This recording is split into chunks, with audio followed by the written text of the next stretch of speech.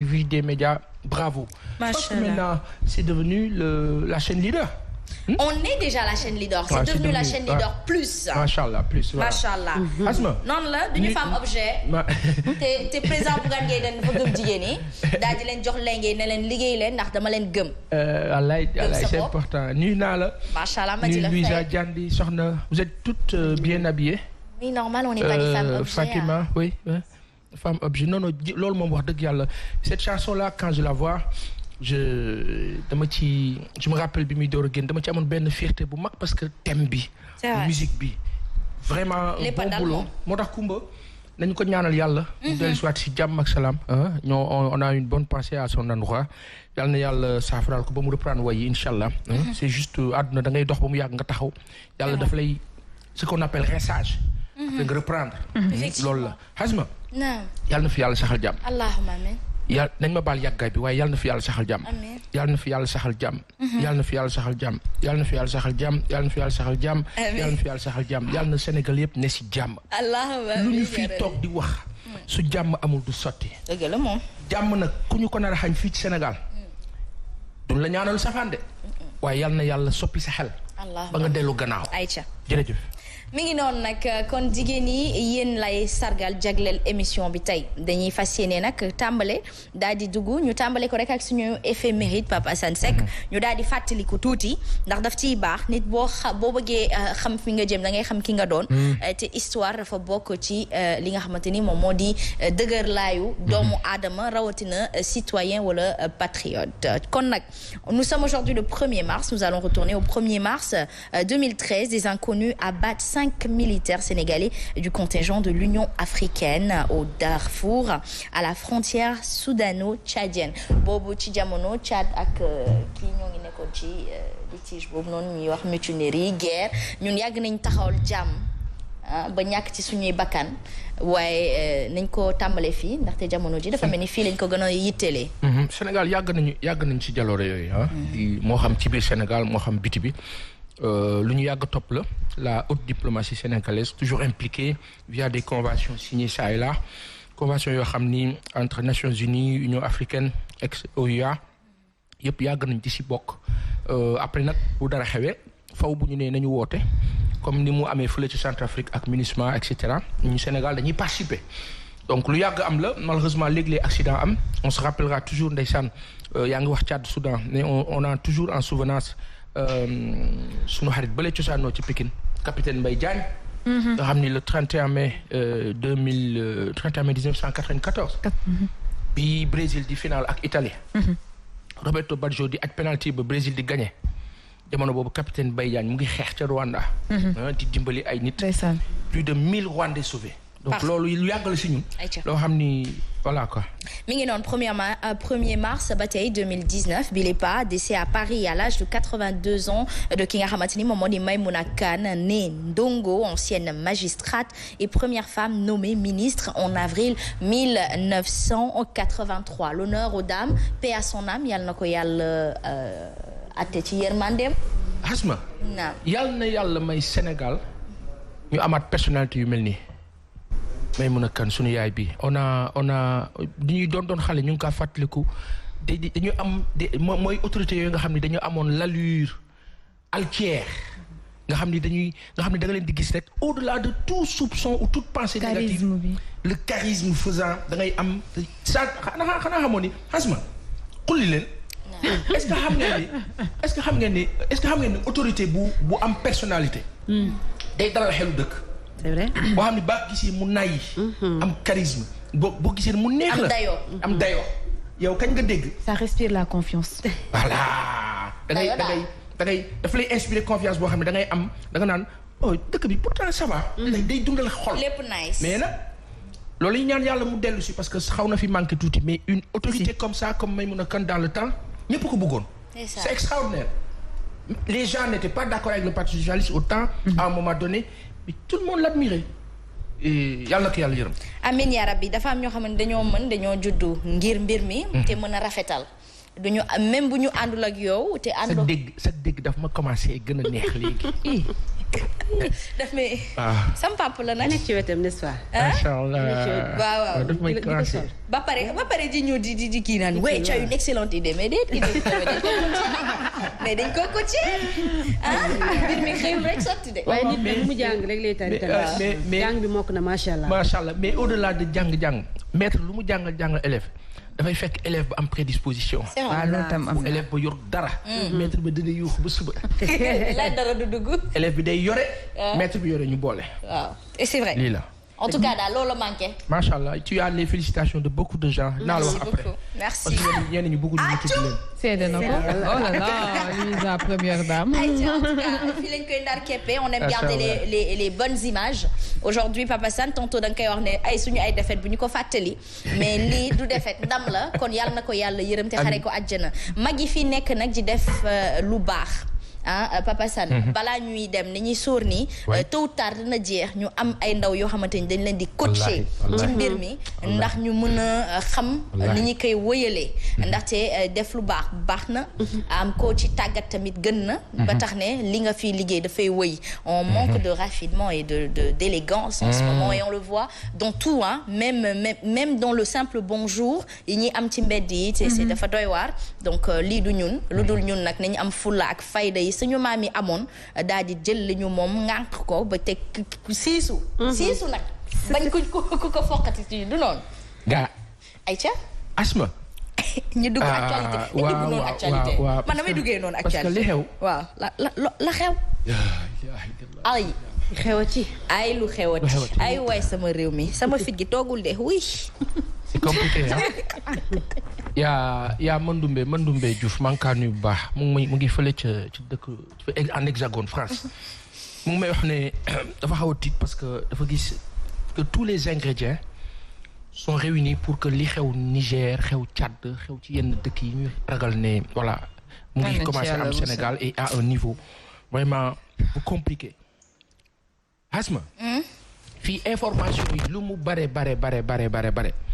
lu si bëri dafa nëpp est-ce que xam nga loolu tey jii nii bu la neexee nga ne benn information bii moo am mooy affaire Sonko Adji Sarr nga ne lu fa xew ñu ne la waa Jamra ak Abbé Jacques Seck dem nañ fa après ñu ne la ba ñu fa demee laata ñu fay dem Bougane dem na fa samedi après ñu ne la lan lañ fa jëlee Bougane jëlee na fa Gueye Dany jëlee na fa ne kat information bi génne ci Bougane mooy il a conforté ñi doon wax ne Ousmane Sonko mooy le leader de l'opposition il a encore affirmé ak hargne et c'est excellent c'est bien ba jeexal sax ne amaana bu ñu jógee ci Ousmane Sonko ci moom lañ jëm ba koy wax books bàyyi boo nga pare de bus nga ko wooye books ok bàyyi boo nga pare loolu benn la beneen bi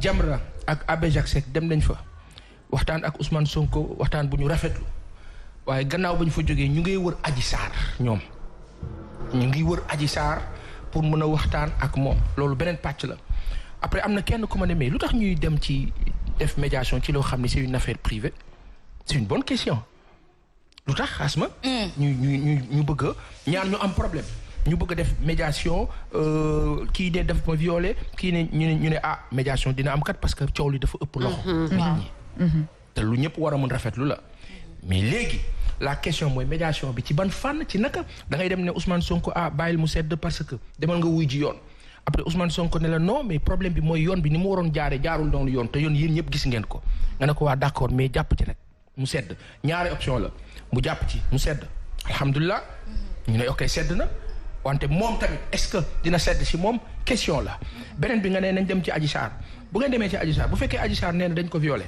te moom loolu metti ko aji ba ko neexee ulak ba ko neexee ne mukk dañ maa tooñ ñu dem si yoon te loolu da ci am droit beneen ba mooy est-ce que aussi am na ko am intérêt nit ñi gis Adji Sarr loolooy question bu mag bi nag parce que Adji Sarr kenn mënu ko teg bët kenn mënut a wax ak moom kenn mënut a toog ak moom procureur wala juge gis na ko ci li ñu wax mais am na ay photo nataalam yi génnuñu woon ñu ne diw mooy Adji Sarr génn na de te it di gisuma. est-ce que moom la waaw mu ngi noonu ce sont des questions qu'on se pose mais également bu fekkoon ne peut-être du moom yàlla rek moo xam xëy na ñi nga xamante ne ñoo di avocat yu peut-être de l'autre côté mooy bi Ousmane Sonko ñoom duggoon nañ ci juge bi. xëy na waroon nañ ñoo infirmer ne moom ñëwul nit ñi mën a xam. waaw aussi parce que communication ci côté boobu noonu il faut que ñu leeral ñu. ndax jot nañ ko gis jot nañ xamante gisuñu ko. justement c'est important et teg ci nag Pape Assane. koo xamante ni dañ la gaañ de da nga war a génn est-ce que aussi c'est pas pour sa sécurité. waaw mais coow li ëpp na loxo ëpp dayoo nit ñi ba nga xam ni. nit ñi mën na ragal laaj demande de protection pour ne pas que ñu gaañ ko wala dara mën na am quoi on ne sait pas. am na xam nga si jamono bi ñu toll c'est vrai que jiiñ ku toll ni Ousmane Sonko. dara il n'est pas n'importe qui. waaw mais benn affaire am na. au-delà du fait qu'il n'est pas n'importe qui et autres. man baa ma defee dara ma am bonne conscience que def nga ma dara damay dem fi yoon doone benn su ma demee si yoon c'est vrai que on a besoin d'être protégé et tout ce qu'on veut mais am naa ay mbokk sama ay mbokk war nañ ma mën a gis toog ak man ñu ne aji kat mu ngi ci kër gi ñu ne Adji Sarr mu nga këram mu nga dëkk bërëb saam nga ñu nga koy sécuriser sécurité bi nga xam ni du làq parce que làq mi figue mi raisin la day mel ni làq pour protéger mais day mel ni làq emprisonnement aussi c'est un peu gênant ci cas bi ñu toll beneen bi si des xasma ma bëgg ko dolli moo la xam nga lan tantay Adji Sarr ji wax nag ci internet bi ma dégg ko démb ci guddi mu wax ak Pape Alé Niang nee na ko lan tantay Adji Sarr waaw nee na ko lan monsieur Thiam Khadim Mbacké tantay Adji Sarr ji wax ci internet bi ma dégg ko démb ki doon sëy ak nijaayam ki doon sëy ak nijaayam ki doon sëy ak nijaayu Adji Sarr nee na ko lan la mu wax rëy torop lan la wax xam nga lu mu wax daa ne daa toog bis mu la ne fële ca fa mu newoon ak borom këram fële ca jifeer dégg na la wax bi aw déglu nga nettali daf may neex déedéet yaay fetal bi teg ba bal ca fetal nettali rek ma appuyé xam naa lu mu wax waaw parce que pour man loolu gëw ma ni comme justice dëkk yoon la ñu ne yoon dina bàyyi xel yoon dina lijjanti yoon dina xool nu mbir mën a jaare yoon tous les détails comptent doit compter waaw doivent plutôt compter waaw détails yëpp war a compter tante Adji Sarr ji mu ne am na fi ne nii ñi nga xam ne ñu ngaa raf ñi ko liiragul wala déggaguñ ko dama bàyyi àll ne ko bàyyil daf ko woo ne ñu kat ñu ngeeg ak umpaañu ki nga xam ni moo la tantay moo la umpaañu Adji Sarr nijaayu Adji Sarr doon ko denc ndax léegi dafa tas te tas ba ma nga jóge ci coow loolu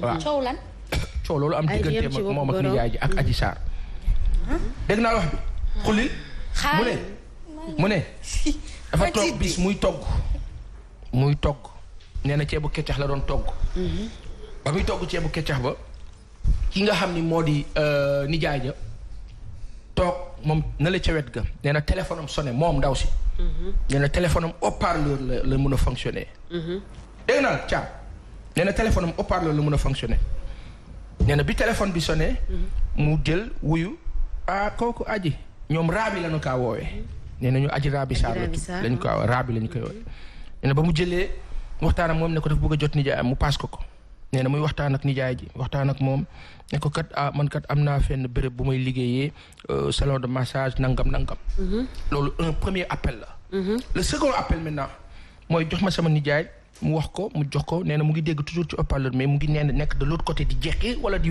yekk kala nettali nag la fekkewul da ngay sonn mooma dal nii wante ci résumé mu ne bi téléphone bi sonewaatee mu la jox ko nijaay ji mu ngay wax ak moom aji na nga def nangam raa bi du mooy ne wax ak moom pare mu ne ko man ko dañ ma sant benn liggéey tante jay wax de ñi la setaan ak déglu tante tey Adji Sarr ay wax du man mu ne dañ ma sant benn liggéey boo xam ne dañ ma ne naa tuumal diw kooku témoin la kooku nag témoin la dañu ko jëli témoin la dañu ko war a jëli bu mag waaw dañ ko déglu dañ ko war a déglu bopp bu mag nee na boo nee jëli moom léeg-léeg ñu di jàllale ko di jàllale ko nee na li nga xam ne xew na mu dégg ko nee na bi mu waxee ak loolu nijaay ji si boppam tante jey nettali de nijaay li nekk yow da ngaa am njaboot xaw ma lan ak lan ak lan bu dee daal mën na la si jox loo xam ne di nga mën a dundal sa njaboot ni mu waree nangam et cetera et cetera moom ndaw si nee na ko mu ne ko dégg naa la wax bi. ba loolu amee mu joteeg borom këram ne ko li nga ko wax du dëgg du yoon. xelaloo ko lu baax nangam ñu jote ci une première fois une deuxième fois ba coow li bëri. mu ne ko bu dee loolu man yow yaa ngi nekk ci sa njaayum keccax mun naa la jox 300,000 nangam bref kooku amul woon 300,000 xam nga fu mu war a yaakaare 300,000 ba war ko nangam xëy na. bi loolu amee ñu coow ci mu fase ndaw si. lii am ndaw si nag moo nettali ba mu demee. frustration bi mu àndal ak ñu coow li jibee mu ne moom dundam ak ngoram mayu ko mu xam lii noppi noonu la waxee ak Baye Allé te ni mu waxee ak Baye Allé wax na ko ak ñeneen ak ñeneen. juste dire ci contexte bi ñu toll ak fi coow li toll. baax na nag ñuy waxante nag ci ay bët on se regarde les yeux dans les yeux pas à partir de hier mais à partir au fond des yeux. ñu xool ñu ne Sénégal dafa am fu mu toll damaa seetaan Ahmed Aïdara ci suba mu wax lu am solo Ahmed day kaf mais day wax lu am solo. lu dëggu tamit réew Sénégal kenn moomu ko. déedéet. ñun moomuñu ko. président bi moomu ko keneen moomu ko xam ko moom Sénégal. ñun ñëpp. ñoo ko bokk. te tey mënuñu toll foo xam ne un Bougane dafay jógee ci Ousmane Sonko ne day dem Kaffrine wala day dem xawma fan ñu téye ko bloqué convoi. pourquoi parce que droit de circulation amul Sénégal. fi mu ne nii boo waree dem Thiès da nga war a tàggoo. ne maa ngi dem Thiès. parce que dafa am benn affaire bu am ñu fàttali ko ci jamono. Khalifa Ababacar Sall ba muy def tournée nationale dem ba tollu Tamba. Kounda. ba mu tollee Tamba. la ñu accélérer le processus de l'arrêter. mu ñibbi si Dakar ñu indil ko convocation nanga coow li ne cour. est-ce que aujourd'hui il y a quelqu'un qui aurait intérêt à ce que un seul leader wala d'autres leaders de l'opposition def tournée nationale. En 2009, 2010, 2011, le président Macky Sall faisait ses tournées nationales. Abdoulaye Wade terewu ko ko. déedéet. donc pourquoi aujourd'hui ku jóg ne da ngay def tournée nationale président Macky Sall mu mel ni dafay joxe ay directives pour que ñu arrêté la. mais est-ce que du feebar bi nga foog. non au-delà de feebar du mbas mi moo tax muy bañ peut-être demalante bi dikkalante bi. non question la. c'est intéressant dañuy laaj ba xam. wante ci environnement bi ñu yàgg gis. depuis le début à maintenant ku jóg ne tournée nationale. tu es sujet à problème Ousmane Sonko lance une campagne de levée de fonds. mu dawal affaire bi nekk 100 millions et quelques gars yi am problème coow li ne cour convocation woote xaw ma ñu remarqué ni ci guddi gi la ñu génn benn papier ne il faut interdire on ne sait quoi. Ensuite après l'argent c'est quoi c'est en vue d'une tournée est-ce que du tournée bi moo waral ñu précipiter on ne sait quoi est-ce que complot am na ou pas. Il y a des tendances qui montrent cela on n'est pas sûr. mais au vu de certaines sorties. li ndaw si wax. dañu ko war a leeral. coow li bari na. yàlla si yàlla def ndox mu sedd wante. yàlla day def ndox mu sedd si kaw dëgg. Sénégal nañuy waxante dëgg fii mënuñu fi nekk daa am ka nga xam ni Ahmed wax na ko ci suba mu ne gars yi dañ la naan waaw da nga am njaboot moytul wax ji. Ahmed ne bu ñu waxul kuy wax. waa léegi Sénégal bu ñëpp noppee. bu ku nekk toogee ne damaa am njaboot est-ce que xam nga ni. tàkk-tàkk bi nekk fële. dina la fekk sa biir kër yow ak sa njaboot. ay du yem ci bopp borom. ok dox la. te boo yaakaaree ni soo waxul wala jëfoo li nga war a jëf rek doo ca bokk ñëpp la laal bàyyiwul kenn. ndaxte am na ay jëfin yoo xamante ne si yu ñuy gis gone bu nu meree di ko def ka ca yoonam nekkul da koy laal. da koo dal. li nga wax sànq lay appuyer Papa Sane mënuñu dem ci loo xam ne dañu ne centre de citoyens sénégalais. loolu la ñu wax. ñu bari loolu la ñuy prôné. mais bu dee deux citoyens sénégalais alwaa wax dëgg yàlla tamit nag mu war a jaar rek yoon ñu war ko teg rek ci yoon coow leeg pënd bi war na koo war naa mën a ñàkk waru cee mën a am mais lan moo tax coow lu bari